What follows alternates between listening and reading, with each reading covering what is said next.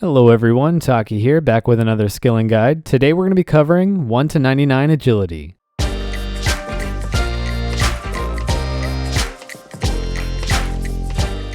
Thanks for tuning in. On screen is a list of the things that I'll be covering in this guide. If you're new to my videos, you can find timestamps for everything that I'll talk about in the description box below. Let's get started.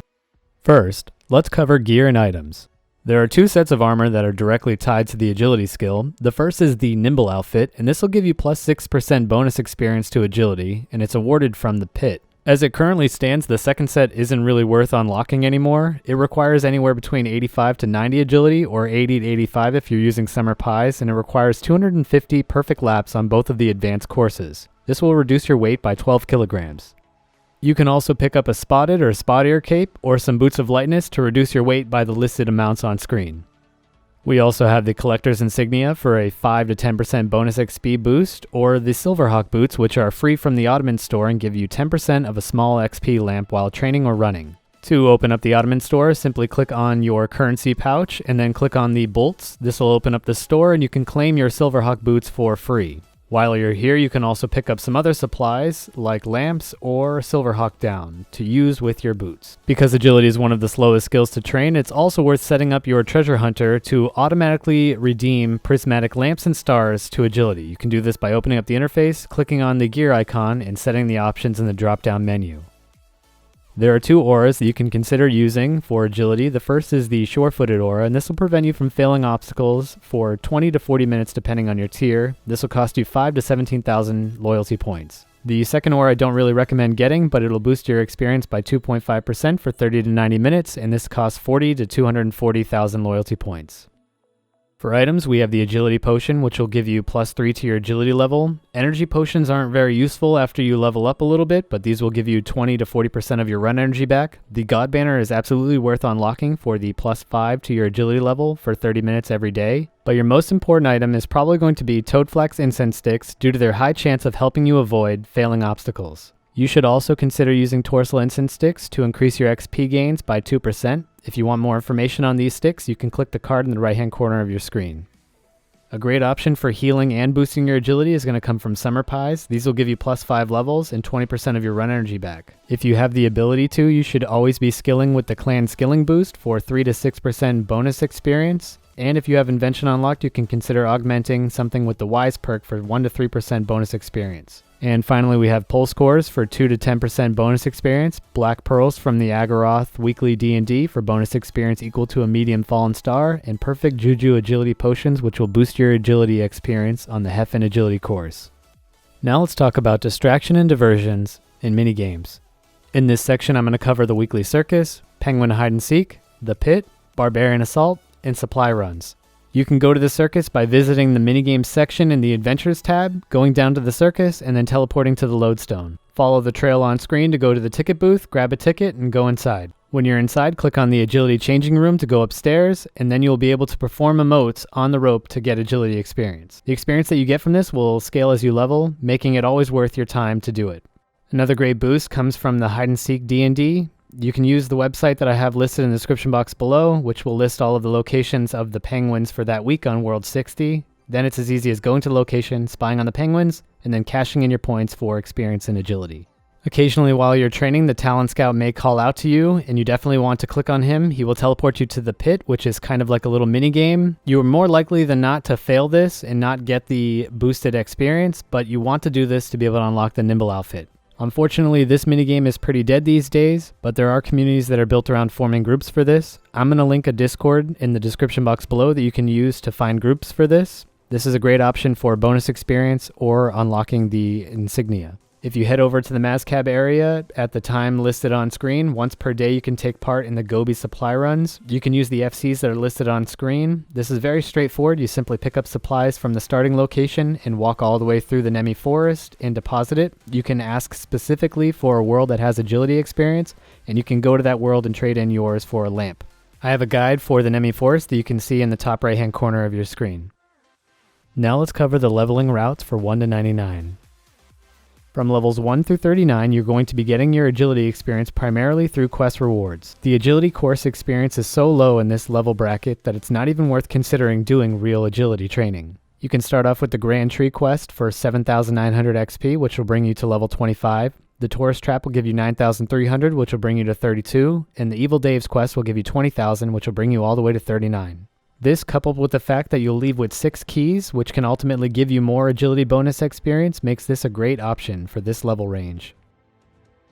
From level 39 to 52, we have 3 options for training our agility: Clockwork Suits, Penguin Agility Course, or the Apatow Agility Course. To be able to do this method effectively, you're going to want to create at least 10 Clockwork Suits inside your house on a workbench after you've completed the Cold War quest.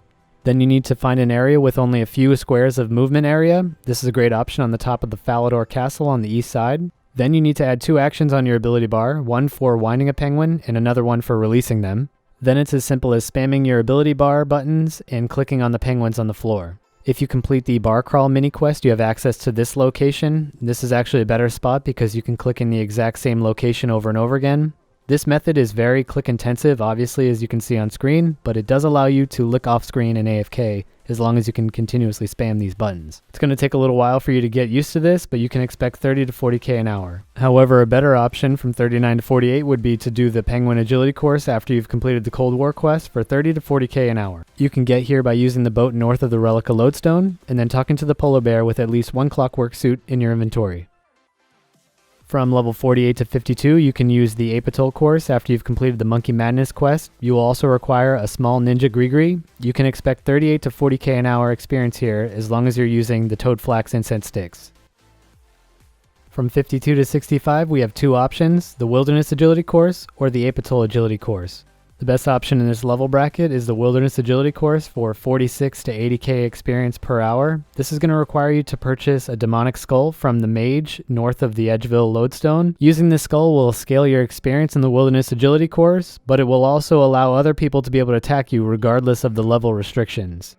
You have 2 options to get to this agility course. You can use the lever and then walk all the way west, or if you have the Wilderness Sword 4, you can use the teleport option to go directly to the course. You should definitely at least unlock the Wilderness Sword 2 before you do this method to increase your experience by 5%.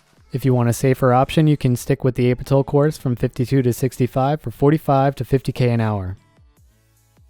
From 65 to 75, we really only want to consider one training method, and that's going to be the Empty Throne Room. The Empty Throne Room has the added benefit of being super AFK, along with the 60 to 66k XP per hour that you can expect here. This is going to require you to complete the dig site quest, and you can get here by going just east of the dig site. You have 2 options available to you. You can AFK entirely when you're on these bikes, or you can switch to the empowered bike to be able to get increased XP gains. Switching to empowered bikes will allow you to be AFK for up to 40 seconds. From level 75 to 77, we have 3 options: Serenity Post, Apatow Agility Course, and the Wilderness Agility Course. Serenity Posts have the requirement of finishing the Plague Zen quest, and they will give you 20k XP per day. If you rely solely on this method, it'll take you 7 to 14 days to be able to get to 77, but that shouldn't be a problem, as there shouldn't really be a rush for you to get to 77 as soon as you unlock this. You could also go back to the Apatow course for 50k an hour, or you could go to the Wilderness course for 95 to 110k per hour. From 77 to 99, we have 3 options worth considering: the Heffen Agility course, the Wilderness Agility course, and Silverhawk Boots. Your experience in the Heffen Agility course is going to scale starting at level 77 to 99, giving you 70 to 150k XP per hour. You can further increase this by using the Perfect Agility potion that I mentioned earlier, and doing this only during Heffen Agility hours. That will give you the added benefit of accumulating prayer experience slowly over time. The biggest benefit of this course is the fact that you can set it up so you only have to click in one spot to do the entire course, making it very AFK. You can do this by going to the top of the agility course and then setting up your ropes like I have them on screen right now. Then it's going to be a little bit of trial and error of going through the course and just slightly making adjustments to your mouse. As you can see right now, I have my ropes set up as they go to the right, and then I'm going to start clicking on my hand. And then when I get to the next stage, I just make a slight adjustment to my camera angle, and that ends up being the perfect location for the rest of the course. The exact angle that you need depends on your monitor size and your UI layout, but you shouldn't have to take more than 3 times around to get the exact location that you require. If you want to make this a little bit better and you have a controller of some type that can hook up to your computer, you can set that up to map one of the L and R buttons to click, and then you can set that up so that way you can sit back and watch something and just press the L and R button.